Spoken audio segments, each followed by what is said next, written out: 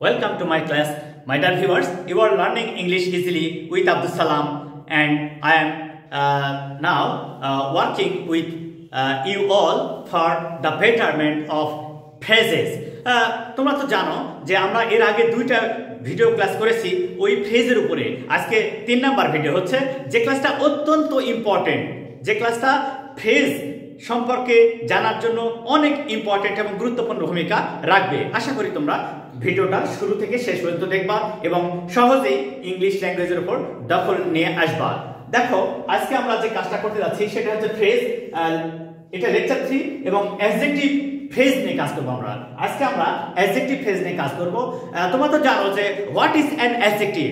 That is, an adjective is a word which qualifies or indicates the quality, the quantity, the condition and number of a noun or pronoun in a sentence. তাহলে আমরা সহজেই বুঝতে পারছি যে word সেন্টেন্সে noun বা প্রোনাউনের দোষ, গুণ, সংখ্যা, পরিমাণ, অবস্থা প্রকাশ করে তাকে অ্যাডজেক্টিভ বলবো।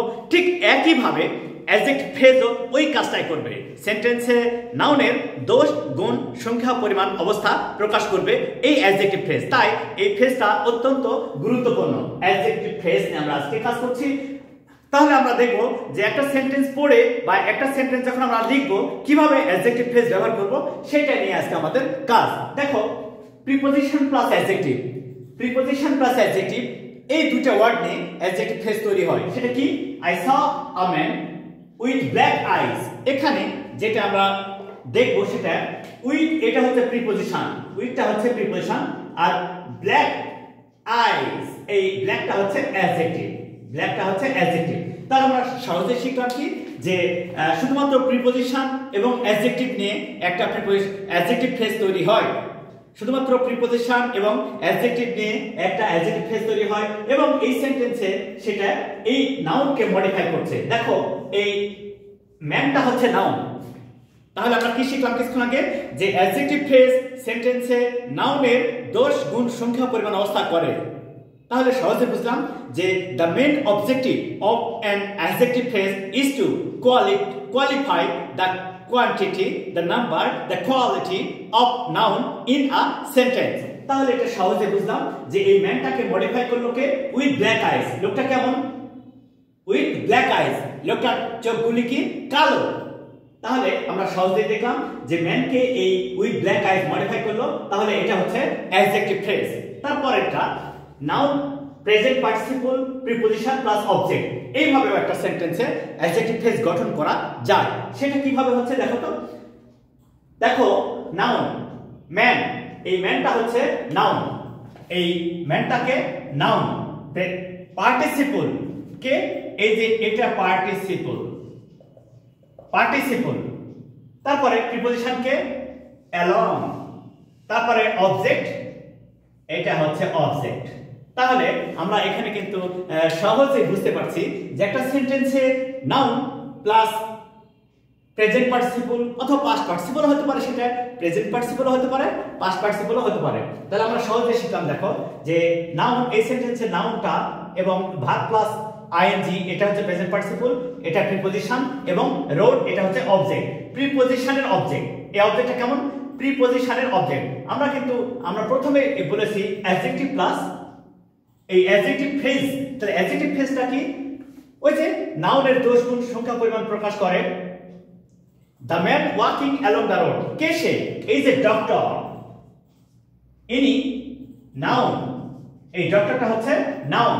এবং এই যে বি ভার্ব, এই বি ভার্বের কমপ্লিমেন্ট, বি ভার্বের কমপ্লিমেন্ট। তাহলে আমরা কি শিখলাম? The man walking along the road, কে সেই লোকটা? আর ডক্টর, ডক্টরকে মডিফাই করছে কে? এই অ্যাডজেক্টিভ ফ্রেজটা। তাহলে আমরা সহজে বুঝতে পারছি যে শুধুমাত্র noun plus present participle, preposition, object এইটুক মিলেও একটা অ্যাডজেক্টিভ ফ্রেজ গঠন করা সম্ভব। এবং সেটা সেন্টেন্সে এই সমস্ত অ্যাডজেক্টিভ ফ্রেজটা সাবজেক্টের কাজ করছে। আর এই ইজ এখানে বি ভার্ব বা লিঙ্কিং ভার্ব, আর ডক্টর এটা হচ্ছে এই সেন্টেন্সের কমপ্লিমেন্ট। তাহলে আমরা সহজে বুঝলাম যে কিভাবে একটা অ্যাডজেক্টিভ ফ্রেজ সেন্টেন্সে ব্যবহার করা যায়। এরপরে 3 নাম্বার এটা কিভাবে তৈরি করা যায় তার আরেকটা স্ট্রাকচার, সেটা কি ঢাকা noun made past participle in preposition জাপান প্রিপজিশনের অবজেক্ট, আই মিন নাউন। প্রিপজিশনের অবজেক্ট কারা বসে?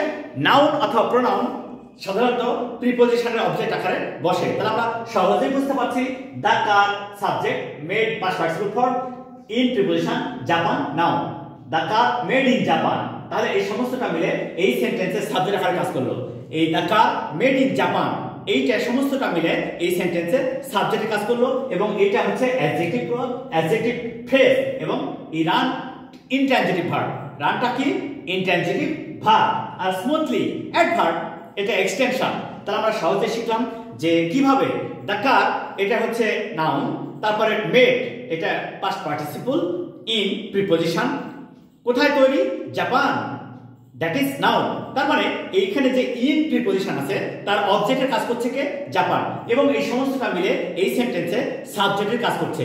তাহলে আমরা এখানে শিখলাম যে সহজেই একটা অ্যাডজেক্টিভ ফ্রেজ সেন্টেন্সে সাবজেক্টের কাজ করতে পারে। তারপরে বলছে এখানে দেখো as plus adjective plus as. তোমরা তো জানো যে সাধারণত as plus adjective plus as দ্বারা দুটি বস্তু দুটি ব্যক্তির মধ্যে তুলনা করা বোঝায়। যখন এই যে একটার সঙ্গে আরেকটা তুলনা হয় তখনই এইভাবে আমরা ব্যবহার করতে পারি। বলছে অ্যাডজেক্টিভ কিভাবে তাহলে অ্যাডজেক্টিভ ফ্রেজটা হবে এখানে? The ice seems verb, the ice subject seems verb কেমন? অ্যাজ হোয়াইট অ্যাজ মিল্ক, মিল্কের মতো সাদা। কিসের মতো? মিল্কের মতো সাদা। অর্থাৎ এই আইসটাকে এই মিল্কের সঙ্গে তুলনা করে দিচ্ছে কে? সেটা অ্যাজ হোয়াইট অ্যাজ এই অ্যাডজেক্টিভ ফ্রেজটা। তাহলে আমরা সহজে বুঝতে পারলাম যে শুধুমাত্র as plus adjective plus as এইভাবে একটা অ্যাডজেক্টিভ ফ্রেজ তৈরি করা যায়, এবং তার সেন্টেন্সে আমরা সহজে ব্যবহার করতে পারি একটা বস্তুর সাথে আরেকটা বস্তুর তুলনা করার জন্য, একজন ব্যক্তির কোয়ালিটির সাথে আরেকজন ব্যক্তির কোয়ালিটির তুলনা করার জন্য আমরা সহজেই অ্যাজ ডট ডট অ্যাজ বা as plus adjective plus as ব্যবহার করতে পারি। তাহলে সহজে এটা বললাম। যেমন তুমি বলছো my friend is as tall as I, she is as beautiful as her sister, Bangladesh is as beautiful as a rich country।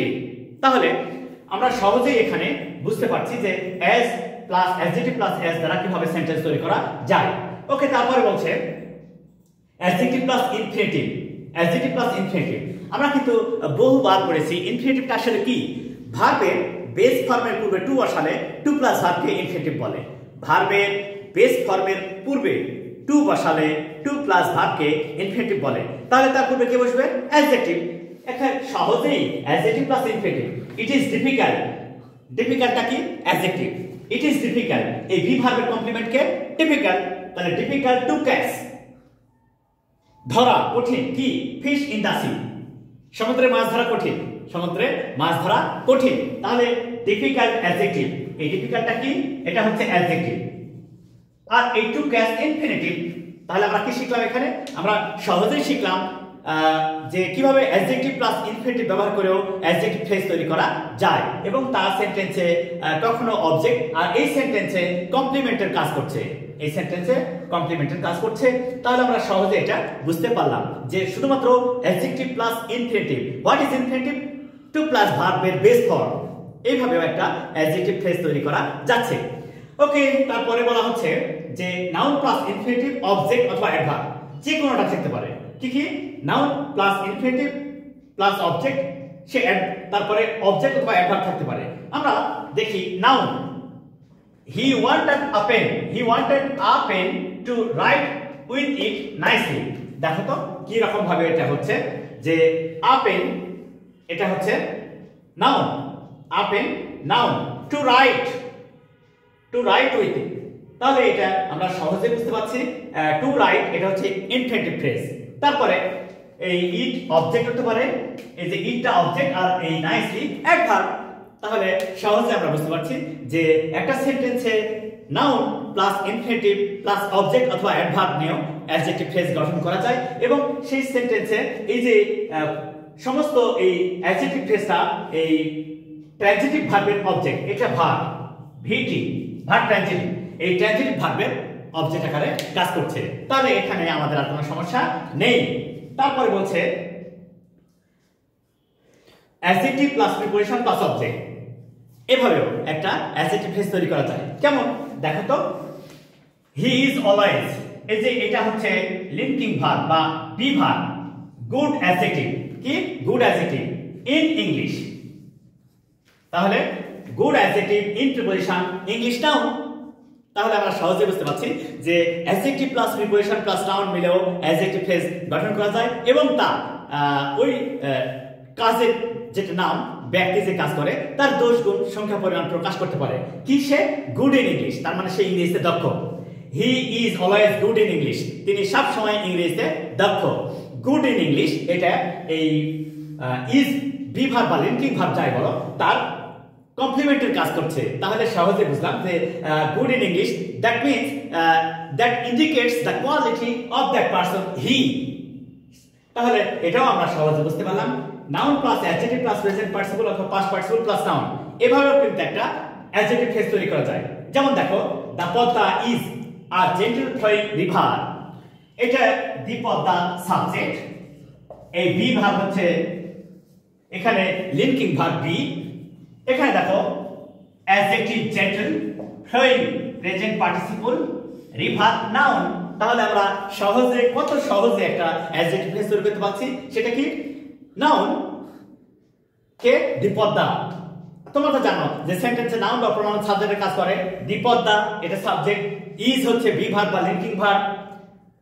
পদ্মাটা কেমন?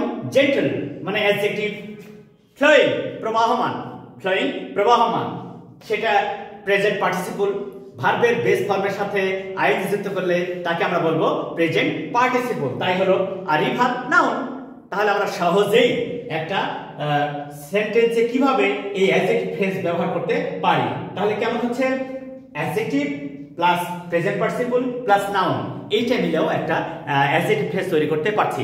মাই ডিয়ার ভিউয়ার্স, একেবারে সহজ এবং সাধারণ কথা হলো যে অ্যাডজেক্টিভ ফ্রেজ দ্বারা নাউন বা প্রোনাউনের দোষ গুণ সংখ্যা পরিমাণ অবস্থা প্রকাশ করে। অ্যাডজেক্টিভ ফ্রেজ আর অ্যাডজেক্টিভ একই অর্থ প্রকাশ করে। অ্যাডজেক্টিভ একটা ওয়ার্ড হয় এবং সেটাও নাউন প্রোনাউনের দোষ গুণ সংখ্যা পরিমাণ প্রকাশ করে, বাট ফ্রেজ যেহেতু দুই বা তার বেশি ওয়ার্ডস একত্রে বসে ফ্রেজ গঠন করে, কিন্তু উদ্দেশ্য কিন্তু একটা, ওই নাউন প্রোনাউনের দোষ গুণ প্রকাশ করা, তাই আমরা একে বলবো অ্যাডজেক্টিভ ফ্রেজ। আশা করি তোমরা আজকের আলোচনাটা ভালো করে শুরু থেকে শেষ পর্যন্ত দেখবা এবং যেহেতু এটা adjective phrase, it indicates the quality, quantity or the number or condition of that noun or pronoun in a sentence, so it plays an important role to build up a complete and correct sentence. So please be careful and attentive and follow it nicely from the very beginning to the last of this video.